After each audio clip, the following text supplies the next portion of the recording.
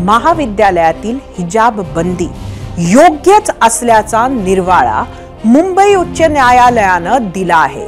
मुंबईतील चेंबूरच्या आचार्य मराठे कॉलेजच्या dress code विरोधातील याचिका मुंबई उच्च न्यायालयानं फेटाळली आहे।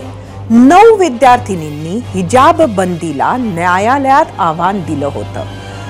हा धर्माचा नाही तर शिस्तीचा भाग असल्याचं सांगत कॉलेजनं आरोपाचं जोरदार खंडन केलं होतं।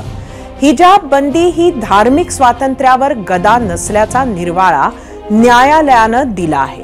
या निर्णयाविरोधात सर्वोच्च न्यायालयात दाद मागायची की नाही याचा निर्णय लवकरच घेऊ असं याचिकाकर्त्यांच्या वकिलानं सांगितलं आहे। हम अपने स्टूडेंट से क्लाइंट से हम बातचीत करेंगे और बातचीत करने के बाद हम फैसला लेंगे सुप्रीम कोर्ट में चैलेंज करने के लिए। और मुझे लगता है कि जो हिसाब से जो ग्राउंड्स हैं और कॉन्स्टिट्यूशनल स्टैट्यूटरी और अदर ग्राउंड्स हैं, मुझे ऐसा लगता है, मेरा पर्सनल ओपिनियन है कि ये सुप्रीम कोर्ट में चैलेंज करना चाहिए। पुढची बातमी थोडीशी चिंता वाढवणारी। पुण्यात झिका व्हायरसचे 2 रुग्ण आढळले। एरंडवणे भागातील 46 वर्षीय डॉक्टर आणि त्यांची मुलगी झिका व्हायरसनं बाधित झाले आहेत। ताप आणि अंगदुखी अशी प्राथमिक लक्षणं त्यांच्यात आढळली आहेत। एडिस इजिप्ती हा डास चावल्यानं या विषाणूचा प्रसार होतो। 80% रुग्णांमध्ये कोणतीही लक्षणं दिसत नाहीत। गरोदर महिलांना या व्हायरसचा जास्त धोका आहे, त्यामुळे गरोदर महिलांनी शेवटच्या 3 महिन्यात काळजी घेण्याची गरज असल्याचं डॉक्टरांनी सांगितलं। तेव्हा घाबरून जाऊ नका। पुणे महापालिकेनं उपाययोजना सुरू केल्या आहेतच, तेव्हा तुम्ही सुद्धा काळजी घ्या, आरोग्य जपा, झिकापासून आपला आणि आपल्या कुटुंबियांचा बचाव करा।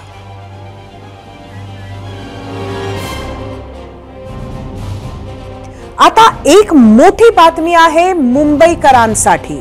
मुख्यमंत्री एकनाथ शिंदे यांनी आज परत एकदा एक मोठी घोषणा केली, ती म्हणजे महालक्ष्मी रेसकोर्स बाबत। या रेसकोर्सची केवळ 120 एकर जागा ओपन स्पेस म्हणून मिळणार नाही आहे, तर तब्बल 300 एकरची मोकळी स्पेस मुंबईकरांना मिळणार आहे। विरोधकांनी ही जागा मुख्यमंत्री बिल्डरच्या घशात ओतणार असा आरोप केला होता। त्या आरोपांवर प्रत्युत्तर देताना मुख्यमंत्र्यांनी ही घोषणा केली आहे। इंटरनॅशनल वर्ल्ड क्लास आपण तो हे करतोय, मोठं गार्डन करतोय, सेंट्रल पार्क करतोय। आतापर्यंत तिथे रेसकोर्स होतं। रेसकोर्स ठेवून आपण 120 एकर जागा घेतली।